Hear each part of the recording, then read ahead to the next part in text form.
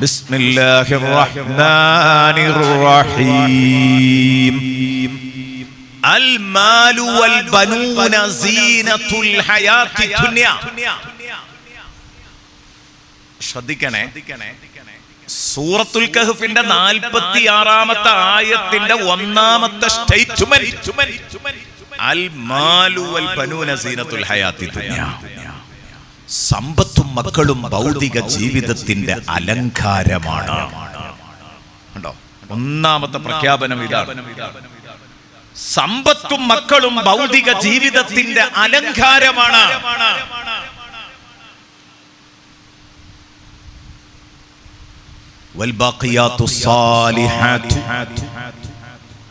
എന്നാൽ എന്നും നിലനിൽക്കുന്ന സുഹൃതങ്ങൾ, എന്നും നിലനിൽക്കുന്ന സുഹൃതങ്ങൾ, നമസ്കാരം, നോമ്പ്, ഖുർആൻ പാരായണം, ദിക്ർ, സ്വലാത്ത്, നമ്മൾ ചെയ്യുന്ന ഇബാദത്തുകൾ, അതാണ് ഖൈറുൻ ഇൻദ റബ്ബിക. മനുഷ്യനായ നമ്മളോട് അല്ലാഹു പറയാണ്, നിന്റെ രക്ഷിതാവിന്റെ അടുത്ത് ഏറെ ഗുണകരമായിട്ടുള്ളത് സവാബൻ, പ്രതിഫലം കിട്ടുന്ന കാര്യത്തിൽ ഏറ്റവും നന്നായി പ്രതിഫലം കിട്ടുന്നത് എന്നും ശേഷിക്കുന്ന സുഹൃതങ്ങൾക്കാണ്. സമ്പത്തും മക്കളും നല്ലതാണ്, അത് ഭൗതിക ജീവിതത്തിന്റെ അലങ്കാരാണ്, ചന്തമാണ്, സൗന്ദര്യമാണ്, യാതൊരു തർക്കവുമില്ല. പക്ഷേ നമസ്കാരം, നോമ്പ്, ഖുർആനോത്ത് പോലെയുള്ള ആരാധനകൾ ഉണ്ടല്ലോ, ആ ആരാധനകൾ ഖൈറുൻ ഇൻദ റബ്ബിക സവാബ, നിന്റെ റബ്ബിന്റെ അടുത്ത് നിനക്ക് പ്രതിഫലം പ്രതീക്ഷിക്കാവുന്നതും വഖൈറുൻ അമല, കൂടുതൽ പ്രതീക്ഷയർപ്പിക്കാവുന്നതും അതാണ്. കൂടുതൽ പ്രതിഫലാർഹവും കൂടുതൽ പ്രതീക്ഷയർപ്പിക്കാവുന്നതും നിസ്കാരം, നോമ്പും ഖുർആനോത്തും ഉണ്ടെങ്കിലാണ്. ഞാനിപ്പോ ഈ പറഞ്ഞതിൽ നിന്ന് നിങ്ങൾക്ക് മനസ്സിലായിട്ടുണ്ടാവും. ഇനി നമ്മൾ 1-ാമത്തെ സ്റ്റേറ്റ്മെന്റിലേക്ക് വരിക. അൽ മാലു വൽ ബനൂന സീനത്തുൽ ഹയാത്തി ദുനിയ. ഇതിനെ 2 നിലയിൽ സമീപിക്കാറുണ്ട് ഇതിന്റെ വ്യാഖ്യാനത്തിൽ. 1-ാമത്തെ വ്യാഖ്യാനം എന്താന്ന് ചോദിച്ചാൽ, നിങ്ങളെ കൂട്ടത്തിൽ അങ്ങനെ ആരെങ്കിലും മനസ്സിലാക്കിയിട്ടുണ്ടെങ്കിൽ ഇന്നത് തിരുത്തണം എന്ന് പറയാനാ. സമ്പത്തും മക്കളും ഭൗതിക ജീവിതത്തിന്റെ ആഡംബരമാണ്. സമ്പത്തും മക്കളും ഭൗതിക ജീവിതത്തിന്റെ ആഡംബരമാണ്. ഈ ആഡംബരം എന്ന് പറയുമ്പോഴേക്ക് അങ്ങോട്ട് അടുക്കരുത് എന്നാ തോന്നുക, അല്ലേ? സമ്പത്തും മക്കളും ഭൗതിക ജീവിതത്തിന്റെ ആഡംബരമാണ്.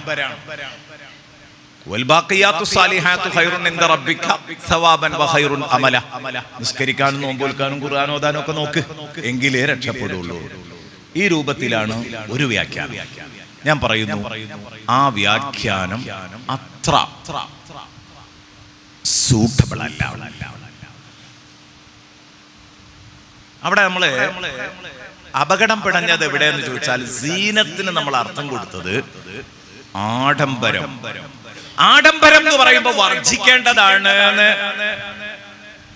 നമ്മളത് കേൾക്കുമ്പോഴേക്ക് തന്നെ നമ്മുടെ മനസ്സ് തീരുമാനിക്കും, ആഡംബരം അത് വർജിക്കേണ്ടതാണ്. അതല്ല, സീനത്തിന്റെ അർത്ഥം ശരിക്കും ആഡംബരം എന്നല്ല. സീനത്ത് എന്ന് പറഞ്ഞാൽ അലങ്കാരം, ഭംഗി, ചന്തം എന്നാണ്. അപ്പൊ എന്താണ് അതിന്റെ അർത്ഥം? അൽമാലു വൽ ബനൂന സീനത്തുൽ ഹയാത്തി ദുനിയ എന്ന് പറഞ്ഞതിന്റെ അർത്ഥം സമ്പത്തും മക്കളും ഭൗതിക ജീവിതത്തിന്റെ അലങ്കാരാണ് എന്ന് പറഞ്ഞാൽ അതിന്റെ അർത്ഥം, ഈ ദുനിയാവിലെ ജീവിതത്തിനൊരു കൊശി ഉണ്ടാവണമെങ്കിൽ, ഒരു റാഹത്തും സന്തോഷവും ഉണ്ടാവണമെങ്കിൽ, ദുന്യാവിലെ ജീവിതത്തിന് ഒരു മട്ടം ഉണ്ടാകണമെങ്കിൽ, അതിനൊരു കോലം ഉണ്ടാവണമെങ്കിൽ, ദുന്യാവിലെ ജീവിതത്തിന്റെ ചന്തം 4 മക്കളും 10 ഉറുപ്പികയാണ്. ഞാൻ അങ്ങനെ തന്നെയാ പറയുന്നത്. അൽ മാലു വൽ ബനൂന സീനത്തുൽ ഹയാത്തി ദുനിയ. ഇതൊന്നും വേണ്ടാന്നല്ല, വേണം. ഇത് വേണമെന്നാണ് പഠിപ്പിക്കുന്നത്. അൽ മാലു വൽ ബനൂന സീനത്തുൽ ഹയാത്തി ദുനിയ. ഞാനിതിങ്ങനെ പറയുമ്പോൾ ചിലർക്കെങ്കിലും, പ്രത്യേകിച്ച് അങ്ങനെ ഒരു അർത്ഥതലം ആദ്യം മനസ്സിലാക്കിയവർ ശ്രോതാക്കളിലുണ്ടെങ്കിൽ അവർക്ക് തോന്നിയേക്കാം, അത് ആദ്യം പറഞ്ഞതുപോലെ തന്നെയല്ലേ അതിന്റെ അർത്ഥം. അല്ല. എന്തുകൊണ്ട്? ആ ഒരു ഭാഗം നിങ്ങൾക്ക് വേണമെങ്കിൽ അൽമാലു അവിടെ നിങ്ങൾക്ക് ഒന്ന് മുറുക്കി പിടിച്ചാൽ നിങ്ങൾക്ക് പറഞ്ഞു നിൽക്കാനാകും. സമ്പത്ത് ഭൗതിക ജീവിതത്തിന്റെ ആഡംബരാണ്. ദുന്യാവും പൈസ ഉണ്ടാകുന്നതിന് ഒരു അർത്ഥമില്ല, ഇബാദത്തുകളാ വേണ്ടത്. പക്ഷെ ബനൂനെ എങ്ങനെ ആ അർത്ഥത്തിൽ പറയാം? മക്കള് പറ്റൂല എന്ന് പറഞ്ഞിട്ടുണ്ടോ ഇസ്ലാം? മക്കളുണ്ടാവരുത് എന്ന് ഇസ്ലാം പറഞ്ഞിട്ടുണ്ടോ? അപ്പൊ ഇത് രണ്ടും ചേർത്താ പറഞ്ഞത്. അൽമാലു വൽ ബനൂന സീനത്തുൽ ഹയാത്തി ദുനിയ. അവിടെയാണ് ഞാൻ പറഞ്ഞത്, ആദ്യം പറഞ്ഞ അർത്ഥതലത്തിലേക്ക് വരികയാണ്. മക്കളും സമ്പത്തും നിങ്ങളുടെ ഐഹിക ജീവിതത്തിന്റെ സന്തോഷമാണ്, അലങ്കാരാണ്. ദുന്യാവിലെ ജീവിതത്തിന് ഒരു റാഹത്തുണ്ടാവണമെങ്കിൽ, കോശിയുണ്ടാവണമെങ്കിൽ 10 ഉറുപ്പയും 4 മക്കളും ഒക്കെ വേണം. അതെവിടെയാ പ്രശ്നം എന്ന് ചോദിച്ചാൽ, സമ്പത്ത്. അതിനെക്കുറിച്ച് സൂറത്തു ആലു ഇമ്രാനിൽ അള്ളാഹു പറയുന്നു. ആലു ഇമ്രാന്റെ 14-ാമത്തെ ആയത്തായിരിക്കും എന്റെ ഓർമ്മ ശരിയാണ്. സുയ്യിന ലിന്നാസി ഹുബ്ബു ശഹവാതി മിനൻ നിസാഇ വൽ ബനീന വൽ ഖനാതീരിൽ മുഖന്തറതി മിനൽ ദഹബി വൽ ഫിദ്ദ വൽ അൻആം വൽ ഖൈലിൽ മുസവ്വമതി വൽ അൻആമി വൽ ഹർസ്. ദുനിയാവ് എന്ന് പറഞ്ഞാൽ 6 അപ്പക്കഷ്ണങ്ങളാണ് എന്നാണ് ആയത്ത് പറയുന്നത്. 6 അപ്പക്കഷ്ണങ്ങളാണ് ദുനിയാവ്. ഒന്ന് ഭാര്യമാര്, മറ്റൊന്ന് മക്കള്, മറ്റൊന്ന് സമ്പത്ത്, മറ്റൊന്ന് വാഹനങ്ങള്, മറ്റൊന്ന് കൃഷിയിടങ്ങള്, മറ്റൊന്ന് നാൽക്കാലികള്. ഈ 6 അപ്പക്കഷ്ണങ്ങളോടുള്ള സ്നേഹം മനുഷ്യ സഹജമാണ്. ഖുർആൻ പറഞ്ഞു സുയ്യിന ലിന്നാസ്. അവിടെ ബഹുമാനപ്പെട്ട ഇസ്മായിലുൽ ഹഖി റഹ്മത്തുള്ളാഹി അലൈഹി പറയുന്നുണ്ട്, ഈ അല്ലാഹു തആല സയ്യനല്ലാഹു, പടച്ചോൻ ജനങ്ങൾക്ക് ഭംഗിയാക്കി കൊടുത്തു എന്ന് പറഞ്ഞില്ല. അല്ലെങ്കിൽ സയ്യന്ന, നമ്മൾ ഭംഗിയാക്കി കൊടുത്തു എന്ന് പറഞ്ഞില്ല. അല്ലെങ്കിൽ ഇന്നമാ സയ്യന ശൈത്താനു, പിശാച് ഭംഗിയാക്കി കൊടുത്തു. ഇതൊന്നും പ്രത്യേകം എടുത്തു പരാമർശിച്ചിട്ടില്ല. സുയ്യിന, ഭംഗിയായി അലങ്കാരമുള്ളതായി തോന്നിപ്പിച്ചു കൊടുത്തു. ലിന്നാസ്, ജനങ്ങൾക്ക്. ഹുബ്ബു ശഹവാത്ത്, ചില അപ്പക്കഷ്ണങ്ങളോടുള്ള സ്നേഹം. ഏതാണ് താല്പര്യങ്ങൾ? ആ അപ്പക്കഷ്ണങ്ങൾ ഏതൊക്കെയാണ്? മിനൻ നിസാഇ വൽ ബനീൻ വൽ ഖനാതീരിൽ മുഖന്തറതി മിനൽ ദഹബി വൽ ഫിദ്ദ വൽ ഖൈലിൽ മുസവ്വമ വൽ അൻആമി വൽ ഹർസ്. 6 കാര്യങ്ങൾ കൃത്യമായിട്ട് പറഞ്ഞു. അവിടെ ബഹുമാനപ്പെട്ടവർ പറയുന്നുണ്ട്, അങ്ങനെ പ്രയോഗിക്കാൻ കാരണം മുതഅല്ലിമീങ്ങളും ഉസ്താദുമാരും ഉണ്ടെങ്കിൽ അവർക്ക് വേണ്ടി ഒറ്റ വാക്ക് പറയുന്നു. സാധാരണക്കാർ അവർക്കത് ഉൾക്കൊള്ളാൻ ചെറിയൊരു പ്രയാസമുണ്ടാവും. കർത്താവിനെ പറയാതെ മജ്ഹൂലാക്കി സുയ്യിന എന്ന് പറഞ്ഞു. അള്ളാഹു ഭംഗിയാക്കി എന്ന് പറഞ്ഞില്ല, പിശാച് ഭംഗിയാക്കി എന്നും പറഞ്ഞില്ല. ഭംഗിയാക്കപ്പെട്ടു എന്ന് പറയാൻ കാരണം ഈ അലങ്കരിപ്പിക്കുന്നതിന് 2 മാനങ്ങളുണ്ട്. അല്ലാഹു അലങ്കാരമാക്കി കാണിച്ചാൽ അത് മംദൂഹാണ്, സ്തുത്യർഹമാണ്. പിശാചാണ് ഭംഗിയാക്കി കാണിച്ചു കൊടുത്തതെങ്കിൽ അത് ആക്ഷേപാർഹവുമാണ്. 2 മുഖമുണ്ട് അതിന്. ഇത് 2ഉം ഉൾപ്പെടുത്താൻ വേണ്ടിയിട്ടാണ് അങ്ങനെ പറഞ്ഞത്. അപ്പൊ അവിടെ അല്ലാഹു പറഞ്ഞ ബൗണ്ടറിക്കുള്ളിൽ നിന്ന് സമ്പത്ത് സമ്പാദിക്കുന്നത്, സമ്പത്ത് ഉണ്ടാക്കുന്നത്, അതിനു വേണ്ടി ബിസിനസ് നടത്തുന്നത്, ജോലി ചെയ്യുന്നത്, കൃഷി ചെയ്യുന്നത് എല്ലാം പടച്ചോൻ പൊരുത്തപ്പെട്ട പണിയാണ്. അത് നമ്മൾ മനസ്സിലാക്കിയാൽ മതി. സമ്പത്ത് ഉണ്ടാകുക എന്ന് പറഞ്ഞാൽ അത്ര മോശപ്പെട്ട പണിയാ? അല്ലല്ലോ. ബഹുമാനപ്പെട്ട സയ്യിദുനാ റസൂലുള്ളാഹി അംറു ഇബ്നുൽ ആസ് റളിയല്ലാഹു അൻഹുവിനെ വിളിച്ചിട്ട് മുത്തുനബി പറഞ്ഞു, നാളത്തെ സമരത്തിന്റെ ക്യാപ്റ്റനായി നിങ്ങളെ നിശ്ചയിച്ചിരിക്കുന്നു. നിങ്ങൾ നാളെ നേരത്തെ എത്തിക്കൊള്ളണം, ഒരുങ്ങി എത്തിക്കൊള്ളണം എന്ന് പറഞ്ഞാൽ നാളെ ഒരു സമരം നടക്കാൻ പോകുന്നുണ്ട്. ആ സമരം നയിക്കേണ്ടത് നിങ്ങളാണ്. നിങ്ങൾ രാവിലെ ആയുധം ധരിച്ച് വസ്ത്രം ധരിച്ച് എത്തിക്കൊള്ളണം എന്ന് പറഞ്ഞു. എല്ലാം മാറ്റി ഒരുങ്ങി. അങ്ങനെയുണ്ടല്ലോ, സമര ക്യാപ്റ്റനായി എത്തുമ്പോൾ എല്ലാം വേണം. ആയുധവും വസ്ത്രവും ഒക്കെ, പരിചയവും വാളും ഒക്കെ എല്ലാമായിട്ട് ബഹുമാനപ്പെട്ടവർ വന്ന് മുത്തുനബിന്റെ മുമ്പിൽ ഇങ്ങനെ നിന്നപ്പോൾ അംർ ഇബ്നുൽ ആസ് റളിയല്ലാഹു അൻഹു പറയാണ്, ഫസഅദ നബിയ്യു സല്ലല്ലാഹു അലൈഹി വസല്ലമ ഇലയ്യൽ ബസ്റ വതഅത. നബി സല്ലല്ലാഹു അലൈഹി വസല്ലമ തങ്ങൾ എന്നെ അടിമുടി ഒന്ന് നോക്കി. അതാണ് അതിന്റെ അർത്ഥം. നബി സല്ലല്ലാഹു അലൈഹി വസല്ലമ തങ്ങൾ അവിടുത്തെ തിരുനോട്ടം എന്റെ പാദത്തിൽ നിന്ന് ഇങ്ങനെ കയറ്റിയിട്ട് മൂർധാവ് വരെ നോക്കി. മൂർധാവിൽ നിന്ന് അടിയിലേക്ക് ഇറക്കി.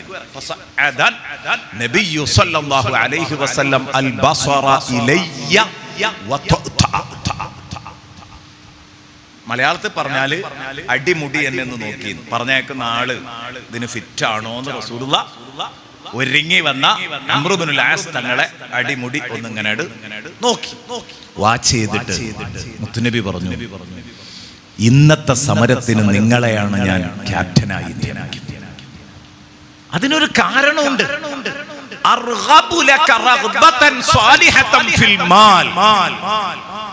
നിങ്ങൾ സാമ്പത്തികമായിട്ട് കുറച്ച് മോശമാണ്. നിങ്ങൾക്കിപ്പോ സാമ്പത്തികമായിട്ട് വലിയ ചുറ്റുപാടുള്ള ആളല്ല. അപ്പൊ അതുകൊണ്ട് ഈ സമരം ജയിച്ചു വന്നാൽ സമരാർജിത സ്വത്തിൽ നിന്ന് ക്യാപ്റ്റൻ എന്ന നിലയിൽ ഇൻഷാ അല്ലാഹ് നിങ്ങൾക്കൊരു ഊഴം നൽകി നിങ്ങൾക്കൊരു സാമ്പത്തിക കെട്ടുറപ്പുണ്ടാക്കാൻ ഞാൻ ആഗ്രഹിക്കുന്നു. സയ്യിദുനാ റസൂലുള്ളാഹി സല്ലല്ലാഹു അലൈഹി വസല്ലം. അംർ ഇബ്നുൽ ആസിന് അങ്ങ് സങ്കടായി. അംർ ഇബ്നുൽ ആസിന് വല്ലാതെ സങ്കടായി. അംർ ഇബ്നുൽ ആസ് റളിയല്ലാഹു അൻഹു പറഞ്ഞു, യാ റസൂലല്ലാഹ് ലം ഉസ്ലിം റഗ്ബതൻ ഫിൽ മാലി യാ റസൂലല്ലാഹ്. നബിയെ, പണക്കൊതി കൊണ്ട് ഇസ്ലാമിലേക്ക് കടന്നു വന്ന ആളല്ല ഞാൻ. പൈസ ഉണ്ടാക്കാൻ വേണ്ടി ഇസ്ലാമിലേക്ക് വന്ന ആളല്ല. എന്നെ നിങ്ങൾ ദുന്യാവിന്റെ ആളാക്കുക. ഞാൻ ഇസ്ലാമിലുള്ള റഗ്ബത്ത് കൊണ്ടാവുന്നത്. ഇസ്ലാം സുന്ദരമായ മതമാണ് എന്ന് എന്റെ മനസ്സിന് ബോധ്യപ്പെട്ടതുകൊണ്ട് ആ സുന്ദരമായ ആശയങ്ങൾ നെഞ്ചേറ്റിയതാണ് ഞാൻ, നെഞ്ചിലേറ്റിയതാണ് ഞാൻ. യാ റസൂലല്ലാഹ്, അല്ലാഹുവിന്റെ റസൂലേ, ഇല്ല തങ്ങളെ, ഹബീബായ തങ്ങളെ, നിങ്ങൾ ഇപ്പൊ പറഞ്ഞതനുസരിച്ച് എന്നെ ഒരു പൈസന്റെ ആളാക്കുകയാണ്, ദുന്യാവിന്റെ ആളാക്കുകയാണ്. എന്നെ ദുന്യാവിന്റെ ആളാക്കല്ലേ. ഇന്നത്തെ സമരത്തിലേക്ക് നിങ്ങളെ ക്യാപ്റ്റനായി നിയമിക്കുന്നു. ഈ സമരത്തിൽ നിങ്ങൾ ഷഹീദാകുന്നു. ഒരു ബേജാറുമില്ല. അതാണ് ഞാൻ കേൾക്കാൻ ആഗ്രഹിക്കുന്നത്. അതേസമയം ഈ സമരം ജയിച്ചു എന്ന് നിങ്ങൾക്ക് 10 റുപ്യ ഉണ്ടാക്കി തരണം എന്നുള്ള ഒരു മാനസികാവസ്ഥ ഉണ്ട് എന്ന് പറഞ്ഞാൽ എന്നെ നിങ്ങൾ ദുന്യാവിന്റെ ആളാക്കുക തങ്ങളെ. അള്ളാഹുവിന്റെ റസൂലിന്റെ മറുപടി മുത്തുനബി പറഞ്ഞു, ലാ തഖുൽ ഹകദാ, അരുത്, ഇങ്ങനെ പറയരുത്. എന്താ നിങ്ങൾ മനസ്സിലാക്കിയത്? പൈസ പറ്റൂല എന്ന് ഇസ്ലാം പറഞ്ഞിട്ടുണ്ടോ? ദുന്യാവ് ഉണ്ടാക്കാൻ പറ്റൂല എന്ന് ഇസ്ലാം പറഞ്ഞിട്ടുണ്ടോ? എന്താ നിങ്ങൾ ഈ പറയുന്നത്? അല്ലാഹുവിന്റെ റസൂൽ സല്ലല്ലാഹു അലൈഹി വസല്ലമ തങ്ങളുടെ ഒരു വലിയ ഡയലോഗ് അവിടെ വരികയാണ്. എത്ര മനോഹരാണതെന്ന് കേട്ടു നോക്ക്. മുത്തുനബി പറഞ്ഞു, പഠിച്ചു വെച്ചോളൂ, നിഅ്മൽ മാലു സാലിഹു ലിൽ മർഇ സാലിഹ്. നിഅ്മൽ മാലു സാലിഹ് ലിൽ മർഇ സാലിഹ്. നല്ല മനുഷ്യന്റെ കയ്യിൽ നല്ല പണത്തിന് എന്തൊരു ചന്തമാണ്. സയ്യിദുനാ റസൂലുള്ളാഹി. നല്ല സാലിഹായ മനുഷ്യന്റെ കയ്യിൽ 10 റുപ്യയും കൂടെ ഉണ്ടെങ്കിൽ അത് കാണാനൊരു ചുരുക്കാണ്. മുത്തുനബിയാ പറയണം. പക്ഷെ അവിടെ അള്ളാഹുവിന്റെ ഹബീബ് ഇത് പറഞ്ഞ് ആശീർവദിച്ചപ്പോ 2 കാര്യം അവിടെ ശ്രദ്ധേയമാണ്. നിങ്ങൾ ശ്രദ്ധിച്ചോ? നിഅ്മൽ മാലു സാലിഹു ലിൽ മർഇ സാലിഹ്. 2 സ്ഥലത്ത് മുത്തുനബി എന്ത് പറഞ്ഞിട്ടുണ്ട്? അസ്സാലിഹ്. നല്ല പണം നല്ല മനുഷ്യന് ഏറെ ചന്തമുള്ള കാര്യമാണ്, വലിയ അന്തസ്സുള്ള കാര്യമാണ്. ഹബീബായ റസൂലുള്ളാഹി. അപ്പൊ ഇതിൽ ഒന്ന് മോശമായാലോ ഒട്ടും ഗുണകരമല്ല. നിഅ്മൽ മാലു സാലിഹു ലിൽ മർഇ സാലിഹ്. ഉദാഹരണം പറയാം, അപ്പൊ വേഗം തിരി. ഇപ്പോ പണം നന്നായില്ലെങ്കിൽ ആള് നന്നായിട്ട് കാര്യമില്ല. നമ്മൾ ആദ്യം അത് പറയാം. നിമൽ മാലു സാലിഹ ലിൽ മർഇ സാലിഹ ആയതുകൊണ്ട് മാത്രം കാര്യമല്ല. അപ്പൊ ഉദാഹരണം, ഒരു വാപ്പ, അയാൾ കൊള്ളക്കാരനായിരുന്നു, അല്ലെങ്കിൽ ഒരു അഴിമതിക്കാരനായ രാഷ്ട്രീയക്കാരനായിരുന്നു. രാഷ്ട്രീയക്കാരെങ്കിലും ഉണ്ടെങ്കിൽ ക്ഷമിക്കണം. അഴിമതിക്കാരനായ രാഷ്ട്രീയക്കാരെന്ന് ഞാൻ പറഞ്ഞുകൊണ്ട് തന്നെ നിങ്ങൾക്ക് തിരിയും. അങ്ങനെ അല്ലാത്തവരും ദുർലഭം ചിലരൊക്കെ ഉണ്ടാവും. ഇത്രയേ ഉള്ളൂ. ചെറിയ ശതമാനം ആരെങ്കിലും ഒക്കെ ഉണ്ടാവും. അപ്പൊ അതുകൊണ്ട് എല്ലാ രാഷ്ട്രീയക്കാരും കുറ്റപ്പെടുത്തിയതല്ല. ഒരഴിമതി വീരനായ രാഷ്ട്രീയക്കാരന്റെ മോന, ഇയാള് ഭരണം നടത്തുന്ന കാലത്ത് കട്ട് മുടിച്ച് ഉണ്ടാക്കിയ ദുന്യാവുണ്ട് ഇയാളെ കയ്യിൽ. ഇത് മാലും സാലിഹല്ല, നല്ല പണല്ല. പക്ഷെ ഇയാൾക്ക് 5 മക്കൾ, അതിൽ 4 ഇയാളെ പോലെ തന്നെ, എന്തും കിട്ടിയാൽ തിന്നാൻ പറ്റുന്ന സൈസാ. പക്ഷെ ഒരു കുട്ടി, അവൻ നല്ല മുത്തഖിയായ മനുഷ്യനാണ്. അതുണ്ടാവുമല്ലോ. അബൂജഹലിന്റെ മകനല്ലേ സയ്യിദുന ഇക്രിമ റളിയല്ലാഹു അൻഹു. ബാപ്പ മോശാഹിയാരിച്ച് മകൻ നന്നാവൂലെന്നല്ലോ. ഇക്രിമ റളിയല്ലാഹു അൻഹു മുസ്ലിമായതിന്റെ ശേഷം അല്ലാഹുവിന്റെ റസൂൽ സ്വല്ലല്ലാഹു അലൈഹി വസല്ലം ഇക്രിമ സദസ്സിലേക്ക് കടന്നു വരുമ്പോൾ മുത്തുനബി പറഞ്ഞു മുസ്ലിമായി വരികയാണ്. ആ വിവരം നബിതങ്ങൾ കിട്ടിയിട്ടുണ്ട്. നബിതങ്ങൾ പറഞ്ഞു ഇക്രിമ നമ്മുടെ സദസ്സിലേക്ക് വരുന്നുണ്ട്, മുസ്ലിമാകാൻ വരികയാണ്, ഇപ്പൊ മുസ്ലിമാവും. ഇസ്ലാമിന്റെ ബദ്ധവൈരിയ, അപ്പയേക്കാൾ വലിയ ശത്രുവായിരുന്നു. പക്ഷെ ഒരു കാര്യം, ഇക്രിമ ഇസ്ലാമിലേക്ക് കടന്നു വന്നു കഴിഞ്ഞാൽ ഇനി നിങ്ങൾ മൂപ്പരെ വാപ്പാനെ കുറ്റം പറയരുത്. എന്തോ പാഠമുണ്ടോ അവിടെ? ഉണ്ട്. ഇക്രിമ ഇസ്ലാമിലേക്ക് കടന്നു വരുന്നതോട് കൂടി ഇനി നിങ്ങൾ അബൂജഹലിനെ പരസ്യമായി ഇക്രിമയുള്ള സദസ്സിൽ അപമാനിച്ചു സംസാരിക്കരുത്, കുറ്റം പറയരുത്, തെറി പറയരുത്. ഹബീബായ റസൂലുള്ളാഹി കാരണം നബി സല്ലല്ലാഹു അലൈഹി വസല്ലം തങ്ങൾ പറഞ്ഞു ഫഇന്ന സബ്ബകും ലാ യബ്ലുഗു മയ്യിത വലാകിന്നഹു യുഅ്ദി ഹയ്യം മിൻകും. മുത്തനബി പറയാ, നിങ്ങൾ ആ പറയുന്ന തെറി അബൂജഹലിന്റെ അടുത്തേക്ക് അങ്ങോട്ട് എത്തൂല. എത്തുകയാണെങ്കിൽ സമാധാനം ഉണ്ടായിരുന്നു അതിൽ. എന്നാലോ നിങ്ങളെ കൂട്ടത്തിലിരിക്കുന്ന ഒരുത്തനെ അത് വിഷമിപ്പിക്കും. അതാരെയാ? സയ്യിദുന ഇക്രിമ റളിയല്ലാഹു അൻഹു. ഇക്രിമാക്ക് തോന്നൂലേ സംഗതി എന്റെ വാപ്പ ഇസ്ലാമിന്റെ ശത്രുവായിരുന്നു, മുത്തുനബിയെ വല്ലാതെ ദ്രോഹിച്ചിട്ടുണ്ട്, ലക്ഷണം കെട്ടവനാണ്, ഒക്കെ ശരിയാണ്.